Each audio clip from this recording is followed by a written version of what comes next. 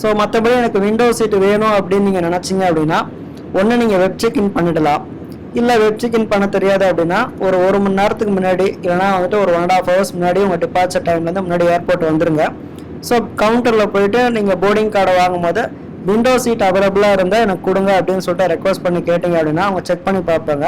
Window seat அவைலபிளாக இருந்தால் உங்களுக்கு கொடுத்துருவாங்க. ஸோ தாராளமாக நீங்கள் வந்துட்டு விண்டோ சீட்டில் உட்காந்துடலாம். ஸோ இப்போ நம்ம எக்கனாமிக் கிளாஸ் சீட்ஸ் பின்னாடி பார்த்துட்டிங்கன்னா இந்த மாதிரி ஒரு ஏர் சிக்னஸ் பேக் ஒன்று கொடுத்துருப்பாங்க.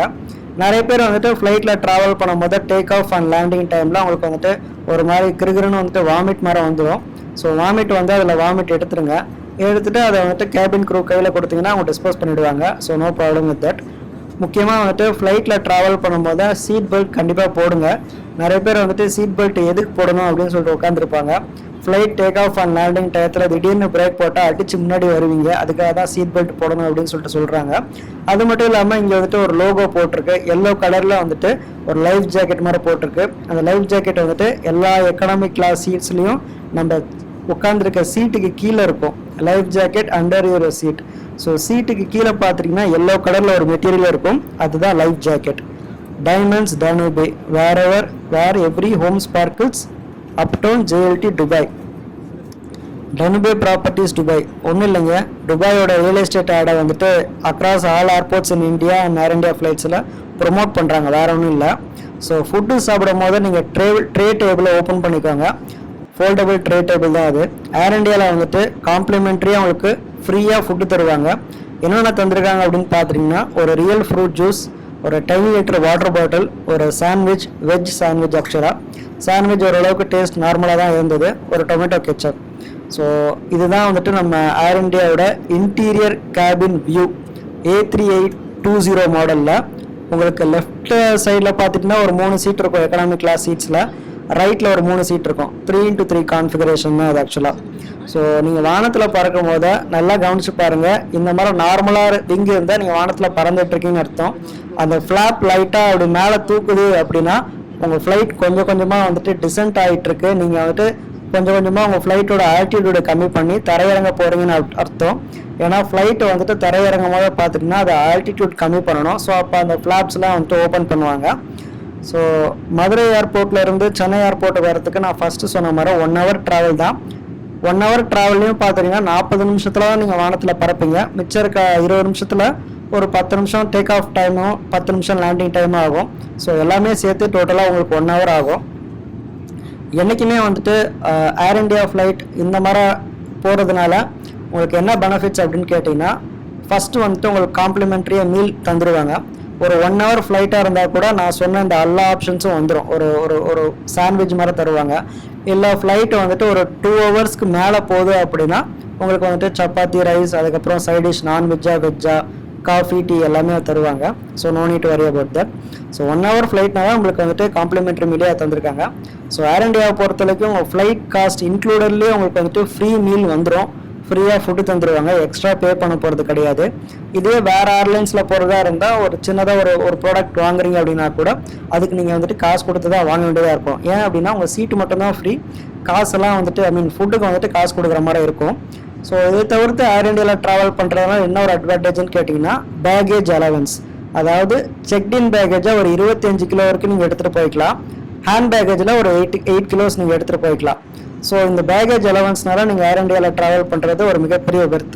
ஸோ யாரெல்லாம் எனக்கு வந்துட்டு நிறைய வெயிட் இருக்குன்னு நினைக்கிறீங்க, எனக்கு வந்துட்டு ஃபுட்டு காம்ப்ளிமெண்ட்ரியாக ஃப்ரீயாக வேணும்னு நினைக்கிறீங்களோ அவங்களாம் அந்த ஏர் இண்டியா ஆப்ஷன்ஸை சூஸ் பண்ணிக்கோங்க. ஸோ யூஸ்வலாக வந்துட்டு சென்னை, பெங்களூர் இந்த 2 செக்டார்ஸ்க்கு நடுவில் பார்த்திங்கன்னா 1800 தான் ஃப்ளைட் டிக்கெட் ஆகும். ஏன்னா வந்துட்டு நிறைய ஃப்ளைட் வந்துட்டு இன்பிட்வீன் ட்ராவல் பண்ணுது. ஸோ இண்டிகோ, விஸ்தாரா, ஏர் இண்டியா, ஸோ இந்த மாதிரி நிறைய ஃப்ளைட்ஸ், ஏர் இண்டியா எக்ஸ்பிரஸ் நிறைய ஃப்ளைட்ஸ் போகிறதுனால உங்களுக்கு டிக்கெட் காஸ்ட் கம்மியாக இருக்குது. பட் மதுரை, சென்னை வந்துட்டு 3 ஏர்லைன்ஸ் தான் போகுது. இதனால தான் வந்துட்டு டிக்கெட் காஸ்ட் கொஞ்சம் அதிகமாக இருக்குது. ஸோ இப்போ நம்ம ஃப்ளைட் வந்துட்டு டிசென்ட் ஆகி சென்னை சிட்டியில் வந்துட்டோம். சென்னை ஏர்போர்ட் வந்துட்டு சென்னை சிட்டிக்குள்ளே இருக்கிறதுனால தான், நடுவில் இருக்கிறதுனால தான் உங்களுக்கு நிறைய பில்டிங்ஸ் தெரியுது. ஸோ இது வந்துட்டு ஒரு மிகப்பெரிய அட்வான்டேஜ். சென்னை ஏர்போர்ட் சிட்டிக்கு நடுவில் இருக்கிறதுனால நீங்கள் எங்கே வேணாலும் டக்குன்னு போயிடலாம். ஏர்போர்ட் வெளியில் வந்துட்டோன்னே பார்த்துட்டிங்கன்னா உங்களுக்கு ரயில்வே ஸ்டேஷன் இருக்கும். அதே மாதிரி நீங்கள் வந்துட்டு சென்னை மெட்ரோ ஸ்டேஷனும் நீங்கள் பார்க்கலாம். ஸோ ஒரே டைமில் நீங்கள் வந்துட்டு 2 ஆப்ஷன் இருக்குது. ஒன்று சென்னை மெட்ரோட டேரெக்டாக பிடிச்சிட்டு நீங்கள் டேரெக்டாக சென்ட்ரல் போகணுன்னா கூட டேரெக்ட் நீங்கள் சென்ட்ரல் போயிடலாம். இல்லை நீங்கள் வந்துட்டு எலக்ட்ரிக் ட்ரெயினில் ட்ராவல் பண்ணுறதா இருந்தால் கூட நீங்கள் அதை யூஸ் பண்ணிக்கலாம்.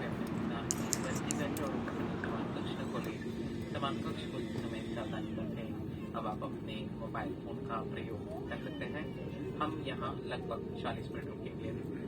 मुंबई जाने वाले यात्रियों से निवेदन है कि वे अपनी निर्धारित सीट पर ही बैठ रहें। एयर इंडिया नेटवर्क और पार्टनर रिलायंस की उड़ान पर आगे जाने वाले यात्रियों से निवेदन है कि ट्रांसमिटर से संपर्क करें। कृपया अपने सामने डोमेस्टिक एयरपोर्ट और यह information outside temperature is 33 degrees Celsius. Please remain seated in your designated seats and do not open the doors until the seatbelt sign is switched off. Please take care while opening the door of access whose items may not be during the flight. You may now use your mobile phones. The ground halt at Chennai will be approximately for 40 minutes. So யூஸ்வலாக flight take off ஆகிறதுக்கு முன்னாடி உங்கள் mobile phones எல்லாமே ஒன்று சுவிட்ச் of பண்ணி வச்சிடணும். இல்லை நீங்கள் ஏரோப்ளைன் மோடில் போட்டு யூஸ் பண்ணிக்கலாம். ஸோ ஒன்ஸ் லேண்ட் ஆன அடுத்த நிமிஷம் உங்கள் மொபைல் ஃபோனை ஆன் பண்ணி நீங்கள் வந்துட்டு நெட்வொர்க் ஓப்பன் பண்ணி நீங்கள் பேச ஆரம்பிச்சிடலாம். ஸோ ஏன் வந்துட்டு டேக் ஆஃப் அண்ட் லேண்டிங் டைமில் மொபைல் ஃபோன்ஸ் எல்லாம் ஏரோப்ளைன் மோடில் வைக்கணும்னு சொல்கிறாங்க அப்படின்னா, ஏன்னா பைலட் வந்துட்டு ஏடிசி டவரில் வந்துட்டு பேசுவார், நாங்கள் இந்த ஆல்டிடியூடில் இருக்கோம் அப்படின்னு சொல்லிட்டு. இது எல்லாமே அவங்களுக்குள்ளே இருக்க கம்யூனிகேஷன் டிஸ்டர்ப் ஆகக்கூடாதுன்னு சொல்லிட்டு தான் நம்ம மொபைல் ஃபோன்ஸ் வழியாக எதுவுமே ஆகக்கூடாதுன்னு சொல்லிட்டு தான் ஏரோப்ளைன் மோடில் போக சொல்கிறாங்க. வேறு எதுவுமே கிடையாது. ஃப்ளைட் ஒன்ஸ் லேண்ட் ஆகிட்டோன்னே பார்த்துட்டிங்கன்னா இதே ஃப்ளைட்டை வந்துட்டு ஒரு 1 hour கழிச்சு இங்கேருந்து பாம்பே போவோம். ஸோ பாம்பே போகிறதுக்குள்ளே பார்த்துட்டிங்கன்னா சென்னையிலேருந்து மதுரையிலேருந்து சென்னைக்கு வந்த அந்த ஃப்ளைட்டோட செக்இன் பேகேஜஸ்லாம் அந்த ஸ்டாஃப்லாம் வெளியில் எடுத்துகிட்டு வெளியில் பெல்ட்டில் போடணும். அதே மாதிரி சென்னையிலேருந்து மும்பை போகிறவங்களோட அந்த பேகேஜஸும் எடுத்து உள்ளே போடணும். ஸோ 1 hourக்குள்ளே இது எல்லாமே நடக்கணும். ஸோ எல்லாமே வந்துட்டு ஹரிபரியாக பண்ண தான் செய்வாங்க. ஸோ இதெல்லாமே வந்துட்டு ஸ்டாஃப் பக்காவாக ஹேண்டில் பண்ணுறாங்க. ஸோ அதில் எந்த ஒரு சந்தேகமும் கிடையாது. ஸோ வழக்கம் போல் நம்ம வந்துட்டு சென்னையில் யாரெல்லாம் இறங்குறாங்களோ அவங்க வந்துட்டு ஃப்ளைட்டை விட்டு வெளியில் இறங்கி சென்னை ஏர்போர்ட்டை விட்டு வெளியில் போயிடுவாங்க. ஸோ யாரெல்லாம் மதுரையிலேருந்து மும்பை போகிறாங்களோ அவங்களாம் வந்துட்டு 45 minutes ஃப்ளைட்டுக்குள்ளேயே அப்படியே உட்காந்துருப்பாங்க. ஸோ உட்காந்துருக்க டயத்தில் அந்த ரிமைனிங் அந்த 45 minutes டைமில் பார்த்துட்டிங்கன்னா சென்னை ஏர்போர்ட்லேருந்து பேசஞ்சர்ஸ் எல்லா பேரும் ஏறி அந்த ரிமைனிங் சீட்ஸில் உட்காந்து அவங்களாம் டைரெக்டாக மும்பை ட்ராவல் பண்ணிடுவாங்க. ஸோ நீங்கள் வந்துட்டு ஃப்ளைட்டுக்குள்ளே உட்காந்துருக்கும் போது பார்த்துட்டிங்கன்னா உங்களுக்கு வந்துட்டு ஒரு செக்கிங் இன்ஸ்பெக்டர் வந்துட்டு உங்கள் போர்டிங் கார்டை கேட்பாரு. ஸோ அந்த போர்டிங் கார்டை காமிச்சிங்க அப்படின்னா நீங்கள் மதுரையிலேருந்து மும்பைக்கு எடுத்த போர்டிங் கார்டு இருந்தது அப்படின்னா நீங்கள் ப்ரொசீட் பண்ணலாம், உள்ளே உட்காரலாம்.